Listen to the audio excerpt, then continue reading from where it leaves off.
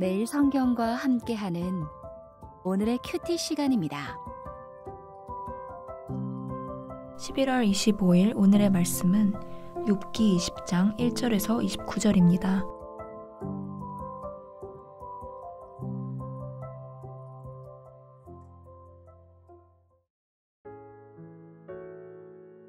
나아마 사람 소발이 대답하여 이르되 그러므로 내 초조한 마음이 나로 하여금 대답하게 하나니 이는 내 중심이 조급함이니라.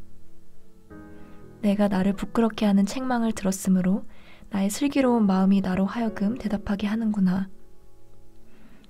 내가 알지 못하느냐. 예로부터 사람이 이 세상에 생긴 때로부터 악인이 이긴다는 자랑도 잠시요 경건하지 못한 자의 즐거움도 잠깐이니라. 그 존귀함이 하늘에 닿고 그 머리가 구름에 미칠지라도 자기의 똥처럼 영원히 망할 것이라. 그를 본 자가 이르기를 그가 어디 있느냐 하리라. 그는 꿈같이 지나가니 다시 찾을 수 없을 것이요 밤에 보이는 환상처럼 사라지리라. 그를 본 눈이 다시 그를 보지 못할 것이요 그의 처소도 다시 그를 보지 못할 것이며 그의 아들들은 가난한 자에게 은혜를 구하겠고 그도 얻은 재물을 자기 손으로 도로 줄 것이며 그의 기골이 청년같이 강장하나 그 기세가 그와 함께 흙에 누우리라. 그는 비록 악을 달게 여겨 혀 밑에 감추며 아껴서 버리지 아니하고 입천장에 물고 있을지라도 그의 음식이 창자 속에서 변하며 뱃속에서 독사의 쓸개가 되느니라. 그가 재물을 삼켰을지라도 토할 것은 하나님이 그의 배에서 도로 나오게 하심이니 그는 독사의 독을 빨며 뱀의 혀에 죽을 것이라.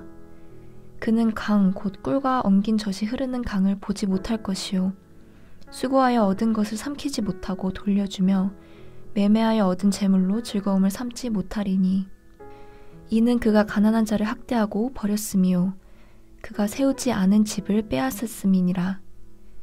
그는 마음의 평안을 알지 못하니 그가 기뻐하는 것을 하나도 보존하지 못하겠고 남기는 것이 없이 모두 먹으니 그런즉 그 행복이 오래 가지 못할 것이라.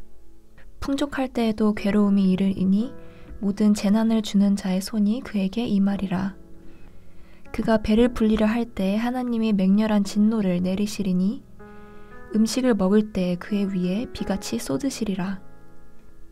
그가 철 병기를 피할 때에는 놋 화살을 쏘아 꿰뚫을 것이요 몸에서 그의 화살을 빼는즉 번쩍번쩍하는 촉이 그의 쓸개에서 나오고 큰 두려움이 그에게 닥치느니라.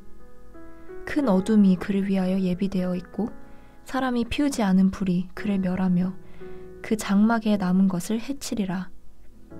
하늘이 그의 죄악을 드러낼 것이요 땅이 그를 대항하여 일어날 것인즉 그의 가산이 떠나가며 하나님의 진노의 날에 끌려가리라. 이는 악인이 하나님께 받을 분깃이요 하나님이 그에게 정하신 기업이니라.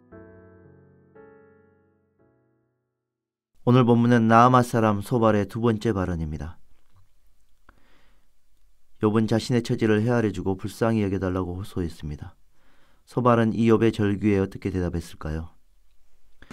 소발은 욥의 말을 듣고 있자니 마음이 조급하고 초조해서 대답하지 않고는 견딜 수 없다고 말을 시작합니다. 그는 욥의 말을 자기를 부끄럽게 하는 책망으로 여겼고 그냥 듣고만 있을 수 없다고 말합니다. 욥이 무죄를 주장하고 자신을 죄인으로 여기지 말고 불쌍히 여겨달라고 호소했는데 또 친구들의 조언을 연약한 사람을 짓밟는 행위라고 말한 바 있었는데 소발은 욥의 이 말을 친구들의 지혜를 인정하지 않고 그들을 어리석고 악한 사람 취급한다고 느꼈습니다. 소발은 자신의 슬기로운 마음이 대답하게 한다고 합니다. 또 그가 말하려는 것이 사람이 세상에 생긴 때로부터 있었던 불변의 지혜라고 자신합니다. 이렇게 소발이 슬기로운 마음으로 말하려고 한 대단한 지혜는 무엇일까요? 5절에서 11절에서 소발은 악인의 승리는 잠깐이다는 규범적 지혜를 설명합니다. 뭔가 새로운 대답을 기대했지만 역시나 같은 말입니다. 친구들이 지금까지 지겹게 반복했던 인과응보의 원리입니다. 이런 말을 계속해서 듣는 욥의 마음은 오죽했겠습니까?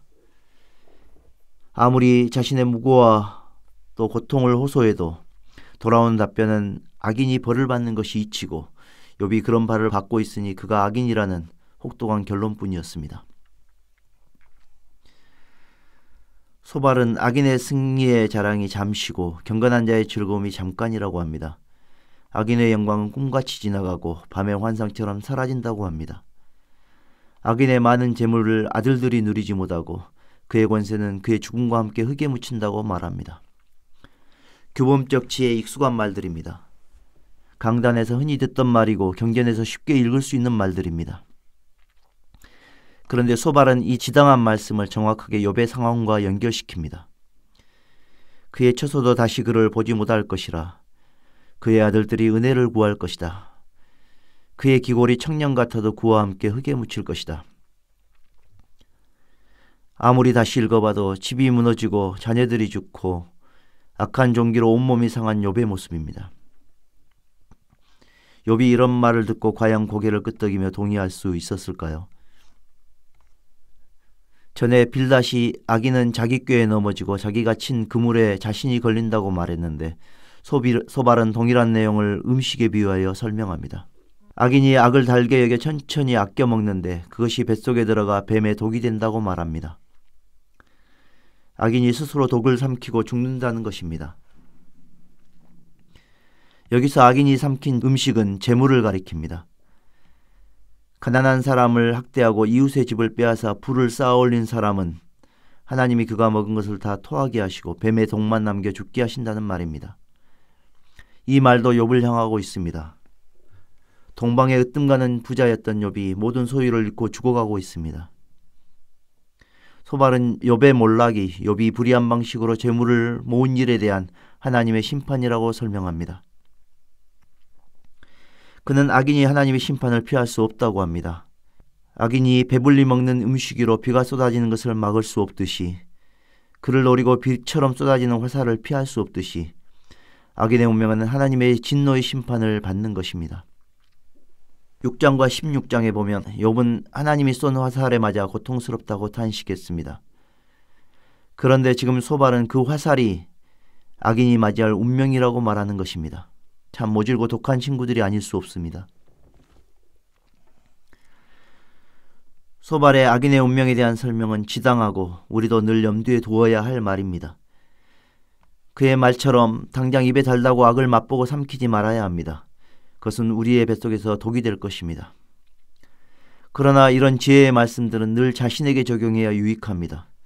아무리 좋은 말도 남을 비난하려고 들이대면 그것이 칼이 되고 독이 되어 남을 해치는 무기가 될 수 있습니다. 특히 고통을 겪고 있는 사람에게 할 말은 더더욱 아닙니다. 아무리 좋은 말도 아무리 옳은 말도 적절한 상황이 아니면 득보다 실이 많습니다. 옳은 말인지 살피고 꼭 필요한 말인지 살피고 그것이 선한 열매를 맺을 것인지 생각한 후에 말하면 좋겠습니다. 기도하겠습니다. 주님, 재앙을 주는 위로자였던 욥의 친구들처럼 바른 말도 해가 되는 말이 될 수 있음을 깨달았습니다. 옳은 말도 꼭 필요한 말인지 살피게 하시고 늘 신중하고 덕이 되는 말을 하게 도와주십시오. 예수님의 이름으로 기도합니다. 아멘.